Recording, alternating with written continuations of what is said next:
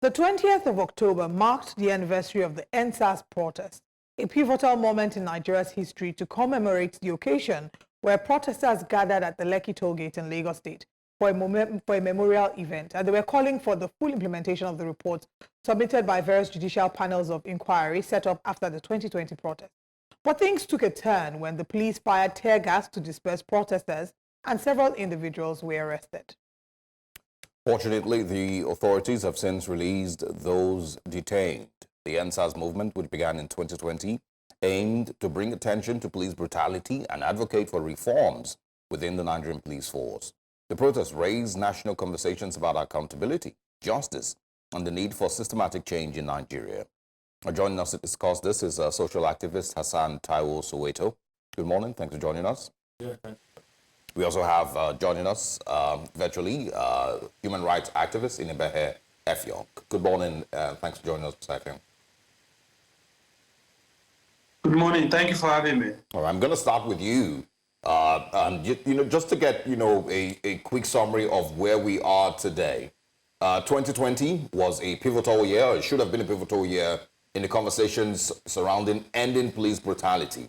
So can you let us know where we are today, inclusive of the judicial panels, that were set up in different states across the country? Has there been any progress made? Thank you. Not much progress has been made. The understanding was that when these panels were constituted across the states and the FCT, that after they submit their report, one would have thought that the government would see the need to implement them. But like we have seen in previous similar inquiry in the past, the federal government and the state governments were quite deceitful by basically dumping the reports in the dustbin and then abandoning the recommendations that were made. In terms of payment of compensation to victims of police brutality, which was one of the key demands of the protesters, the government has not done anything to address that, except for Lagos, where some monies were paid to some victims. Across the states and even Abuja, the reports have not been implemented. As a matter of fact, it seems that the cases of police brutality have only worsened. Nigerians are still being harassed on a daily basis. Extortion on the highway has not stopped. People are still being killed extrajudicially by our police. Nigerians are still being arrested for civil matters. People are still being detained beyond the constitutional period. We are still seeing pervasive corruption in the police. So that makes you wonder whether those who claim to be leaders or politicians in this country, are really serious people. Because given the impact that protest had nationally and internationally, the attention that was drawn to the years of decay, the years of the rot in the police, we would have expected the government to take some measures to address the issues that the protesters raised. But quite unfortunately, 4 years after, this is where we are. Nothing has changed in terms of the behavior of the average policeman on the road and even at the police station.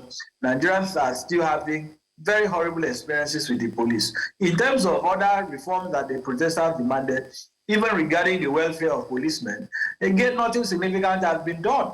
Nothing significant has been done. The institution is still grossly underfunded. It is still citizens who are taking responsibility for funding the police. When you go to the police station to file a complaint, they demand what we call mobilization, and that is the money and the resources that they use to basically claim that they are doing investigation. So there is so much that requires to be done at the moment. The issues regarding respect for the rule of law generally have not been addressed. And I'm particularly pained that in the case of Lagos, despite the massacre at the toll gate that was committed on the 20th of October, the recommendation of the panel that the officers who were involved in shooting Nigerians to be penalized, no single military official to date has been brought to justice. Even the renaming of the toll gate, the government has also ignored that recommendation. So all this is a way of telling Nigerians that protesting or demanding change through legitimate means is not acceptable to the Nigerian state. It appears that it is only when people resort to extra-constitutional means that the government begins to listen to them. Like we saw in the Niger Delta, where the years of agitation for environmental justice was ignored, until the movement for the emancipation of the Niger Delta men and others took up arms and fought the Nigerian state. That was when the late President Yar'Adua decided that it was time to look at what the Niger Delta people were saying. We are seeing a similar situation now in the southeastern region, where there have been protests of marginalization, and the government has used force to quell those protests. Now the situation has become very volatile and violent. So It makes you wonder, does the Nigerian state really have interest in listening to peaceful and legitimate demands of citizens, or must we always resort to violence before government attends to what people want? Now that you've mentioned protests, I know you've touched on it, but I want us to speak about it again. If we refer to the ECOWAS Community Court of Justice verdict on the 10th of July, it condemned the government's violent attack on peaceful protesters. We have in the studio here Mr. Hassan Soweto, who was unfortunately arrested yesterday, but released, and we'll have him speak about that shortly. But what is the position of the law regarding peaceful protest, and where are we? And what really is the future of protesting in Nigeria from all indications? As a matter of fact, the current legal regime is very much in favor of peaceful protest. Not only is protest a constitutional right recognized by Section 39 of the Constitution, which guarantees the right to peace, to freedom of expression, and Section 40 of the Constitution, which guarantees the right to freedom of association and peaceful assembly. The National Assembly has also passed recent legislations that have further strengthened the rights of Nigerians to protest, to hold public rallies and processions. For instance, Section 83 sub 4 of the Police Act 2022 allows the police, or gives the police a responsibility to provide security to protesters. There's also a similar provision under the Electoral Act that once people notify the police that they want to protest, the police have a duty to guarantee that protest, to be sure that it is peaceful. Indeed, the Police Act recognizes the right to protest and carry out processions on public highways and other public places. But what we are seeing now is that the government has shown gross disregard for this right. People are being targeted for gathering, for merely carrying placards. Nigerians are being charged for treason. We are seeing the trivial effort to bastardize our criminal justice system by arresting and arraigning protesters in court on frivolous charges. This simply has to stop. The law is very clear that citizens have the right to gather, citizens have the right to express themselves, and if we claim to be a democracy, or aspire to be a democracy, the Nigerian state has the responsibility to respect these rights, respect his obligations under international law, and respect his responsibilities under Nigerian law. Currently, that is not the case. The Tinubu regime is following the path of the Buhari regime. It is still the same culture of crackdown, the same culture of impunity, the same culture of lawlessness that we are witnessing on a daily basis. And this kind of behavior stands condemned. The attempt to clamp down on people for expressing themselves simply has to stop. It has no basis in law, it has no basis in morality, it has no basis in common sense. And that is why it has to stop. All right. Inibehe Effiong, thank you so much for joining us and sharing your thoughts regarding the EndSARS protest. There's so much that still needs to be done. We have a long way to go, but thank you very much for your time with us. All right. We'll now bring the conversation back into the studio where Hassan Soweto, who was at I believe at the toll gate yesterday and was arrested and eventually released, is here, and he'll share his story. Thank you very much again for joining us. Yeah, thanks for having me. All right, so talk to us about yesterday. You were arrested. Take us through the journey from the point where you got to the toll gate, what you met, how you got arrested and then got released. Well, let me start by saying that it was a complete show of shame for the police yesterday, because they fully demonstrated that as far as they are concerned, Nigerian citizens are slaves who have no right. Because this is not the first time we have been holding protests in Lagos. In fact, since June 12th of this year, we have been holding protests. For 10 days in August, we had a protest. And the protest in Lagos was generally adjudged to be peaceful and organized because of how protest organizers were very much responsible for ensuring that things went okay. So that when we went to the toll gate yesterday, we were also of the same mind of having an organized commemoration of that very tragic occurrence 4 years ago. We had with us placards, a banner, and a wreath to place at the toll gate to commemorate. But as soon as we came down from our vehicle at the toll gate, and we started organizing ourselves with our banners and we were approaching the toll gate, the police, a group of policemen, possibly numbering over 50 or thereabout, began to march towards us aggressively. And they were led by CSP Adetayo Akerele, who is the chairman of the Lagos State Task Force, somebody who was with us during the 10 days of protest in August. As soon as they were almost getting close to us, I asked our comrades who were holding banner to pause because, there was a need to ensure that both, groups do not clash, because there was a need to show to the police that we did not mean any aggression. So we paused, but they kept coming. As they were coming, some layers of the police began to flank us. But despite that, I moved forward to meet CSP Adetayo Akerele. And I said that, I'm sure you still remember me. My name is Soweto. You were with us in August during the protest. This is why we are here. As I was speaking to him, I started hearing shouts from behind me because apparently his men had outflanked us. They were already behind, us, and they began to harass protesters right there behind me. I began to hear shout. And just a few minutes after, 2 hands grabbed me. 4 hands right now because there were 2 FT police officers who came around me, grabbed me in front of a CS Paditayo Akerele. And as they grabbed me, I then said, oh, okay, so this is an arrest. We are not resisting, we'll follow you. They began dragging me. And as they were dragging me, the pocket of my trouser was just being torn. But then I followed them. Interestingly, none of our people resisted arrest.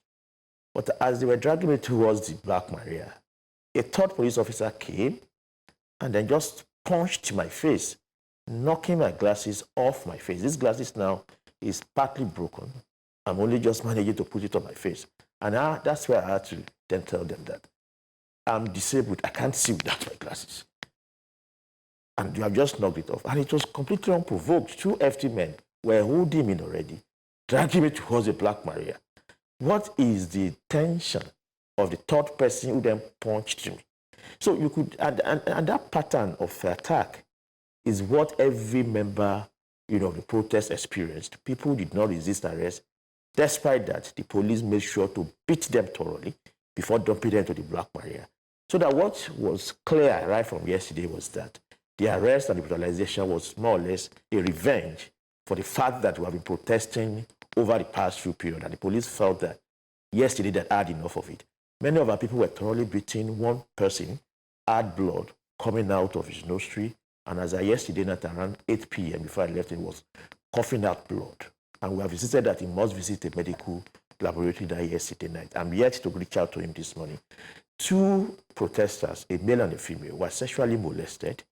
The male had his genitals grabbed and squeezed.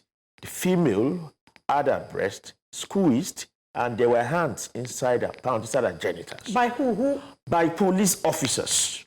The commissioner of police, Lanre Shola, was there. Everything happened under his nose. Did this happen outside or inside the Black Maria? Outside the Black Maria, everything happened. And once they are done with you, after they have completely molested you, brutalized you, they then dump you inside the Black Maria. So before you get to the Black Maria, it takes 10, 15 minutes of 4 or 5 people just exhibiting all kinds of savagery on you. Right there at the toll gate. And this sexual assault was witnessed by all the protesters? Yes. One person was stripped naked. His name is Remed Guns. We had to find a rope to hold his trouser in order to preserve his dignity. But it didn't end there. When we got to Panti police station, I had my clothes, because it was just my trouser, the pocket that was torn in the process of the policemen dragging me. And then my glasses knocked off my face. I didn't know that I'd not yet seen the worst of it until we got to Panti, and one officer, Nnamdi James, actually tore my clothes. I was wearing a black dress, a native dress. He tore it from my armpit down. right there at Panti. And of course, there were other kinds of events that went on in Panti. But then what was striking was how the CP wanted to then play the game of creating the impression that it wasn't aware of all of this, because about an hour or so after we were at Panti, or maybe 2 hours, the CP drove in and then started to appeal to us.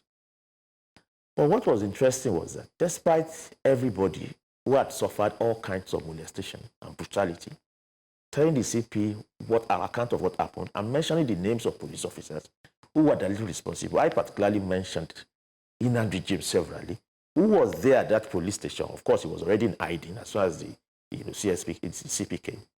The CP didn't make any attempt to even fish him out. All he just did was just promising that he would look into it.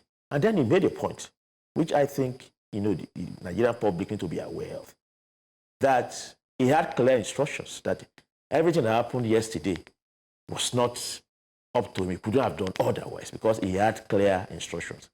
And that, in fact, it could have been worse than that. Sorry. Because of the clear instructions. Can you please take that back again? You said he said all that happened. It was not up to him. It was clear instructions. From who? He didn't state it.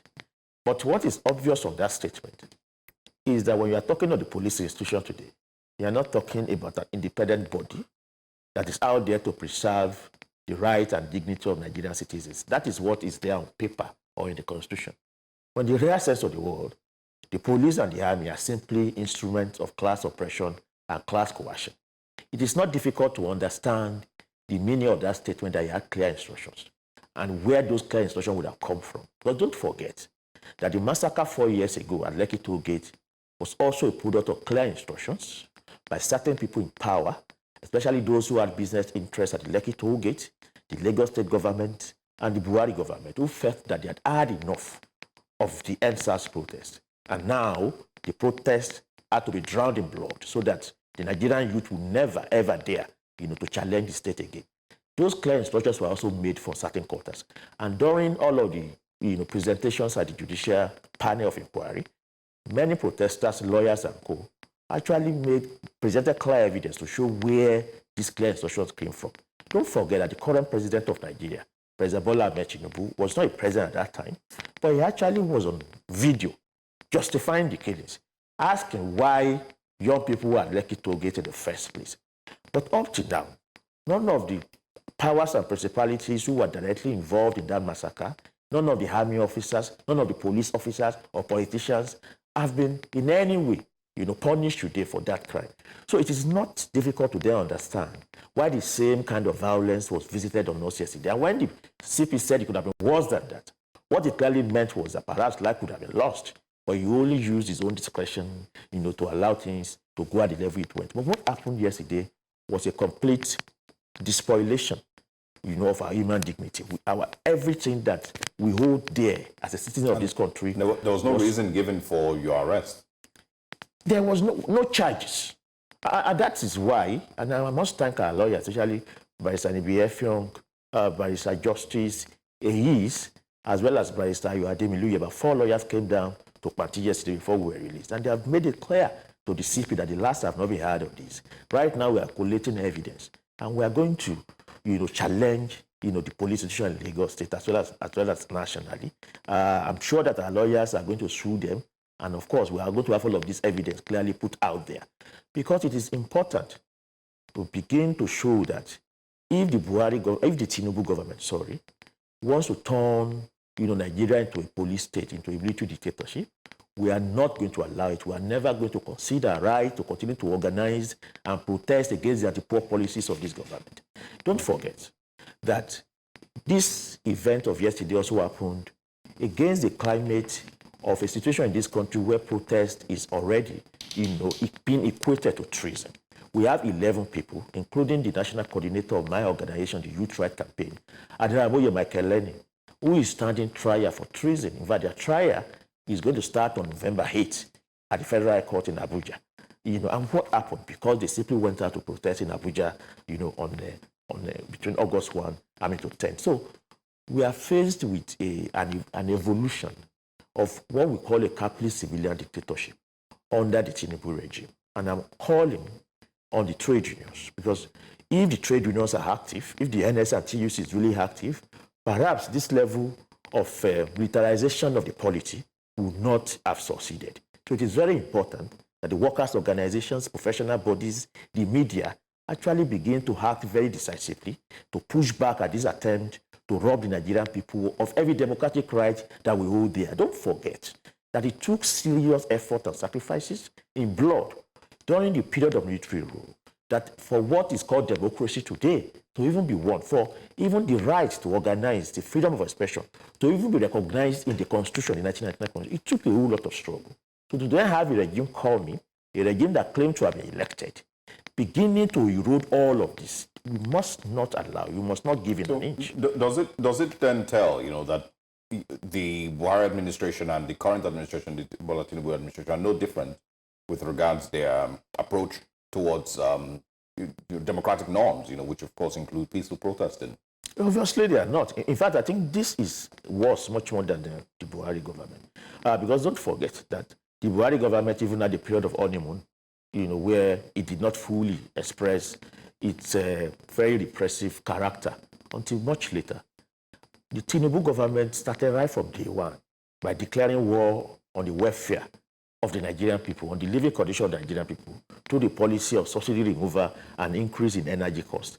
And right after that, it had continued to repress the right of Nigerians to speak against those policies, to organize against those policies. This government has a record that I think, has no equal in the last 24 years of actually, attacking the democratic right of the Nigerian people within even the first year in office. That's thrown people in prison, arrested people. There are bloggers who have been arrested. There are even journalists who have disappeared right in the first year of the administration of this regime.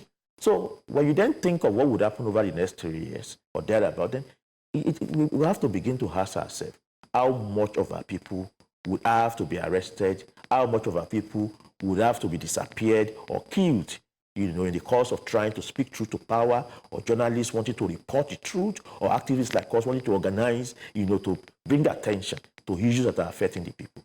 All right, let's go back to the story as well. Again, you've run us through the point of you getting to the protest ground and being arrested. You mentioned that lawyers came before you were released, but take us through the process of, you being released. What was it like? Did you have to pay for bail? What was the procedure like? The thing was that by the time we got to Panti, it became clear to the police that they had made a serious mistake.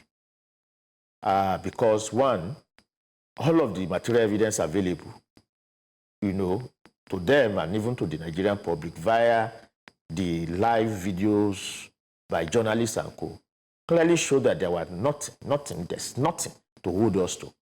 So to charge us to court would have been to take that kind of folly even to a higher level. So from that point of view, when the CP came, what he was interested in was how to de-escalate. In fact, many of protesters had their phones and gadgets, returned to them. Those whose money, because there was also a case of many people who had cash in their pocket. Some of those monies had been stolen, by police officers under the command of CSP Adetayo Akerele. But about 41,000 naira was missing, from 2 or 3 protesters. By the time we began to take stock of everything that was brought to the police station. So, the CP had to return some of this money, which is a clear indication that he himself is admitting, that his men, had committed a crime. So I guess that it was the combination of all of this and the fact that, because we actually made it clear to them that we would like to be charged today, this morning, because we would like to see this case through, whether we had no right to actually mark and commemorate the EndSARS massacre. But they saw that they didn't have any case. So we were simply released without any charges. So for us now, what needs to be done is that we will not allow this to go without a clear response. Because if you arrested us, you molested us, and then at the end of the day, you release us without any charges. So the question, therefore, is that why did we have to go through that ordeal?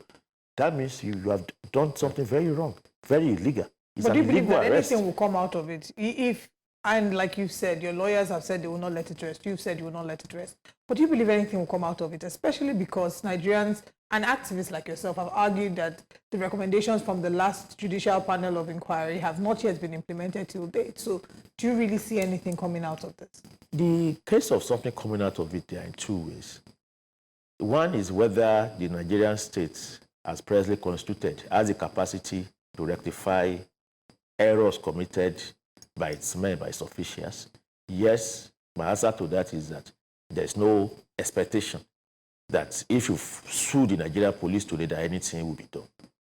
But what I think would happen, and we have demonstrated that over and over again, is that when our rights are violated as Nigerian citizens, and we make effort to hold the institutions and the Nigerian state responsible for it, by challenging them in court or by challenging them in the court of public opinion, we're helping to create, a process of documentation of all of these grievances and all of these violations, in order really to begin to also establish a process of deterrence. If you look at the EndSARS massacre itself, up till now, the mere fact that the Nigerian state, continues to defend itself as to why it was not responsible for that massacre, at least once in a year, is an indication of how much the agitations and campaign we have been holding over the past 4 years has had success. I mean, the other point is that Lekki Tollgate now, even though it has not been renamed as the judicial panel, recommended, but the state has not been able to resume tolling in that place. And why?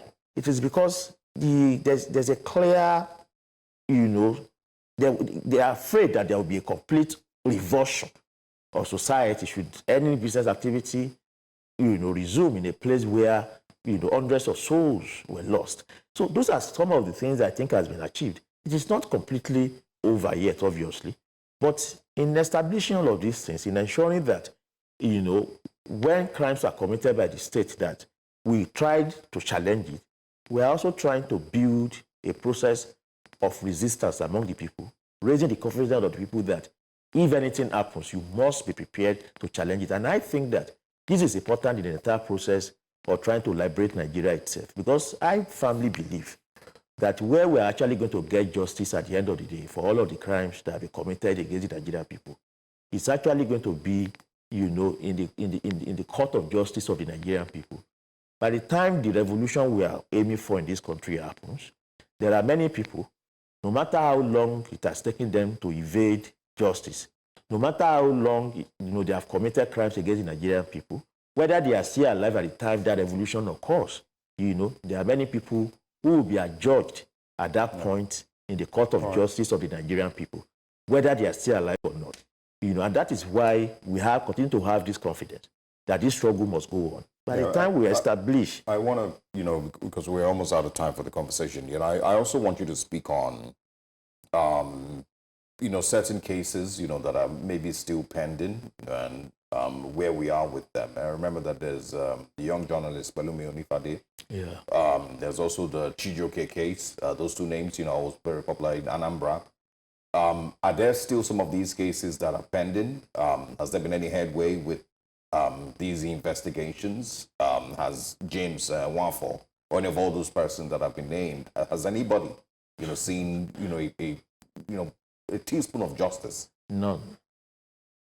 I mean, even here in Lagos State, at Kirikiri, there are still about 7 to 10 EndSARS protesters who are still there in From prison. the 2021? Yes. Just a few weeks ago, I think one of them, was released. And that is also the situation you have across the country. None of the perpetrators of this violence against the Nigerian people, despite the copious evidence that were presented at the panel of inquiry, none of them have been tried, none of them have been arrested, none of them have been put to justice.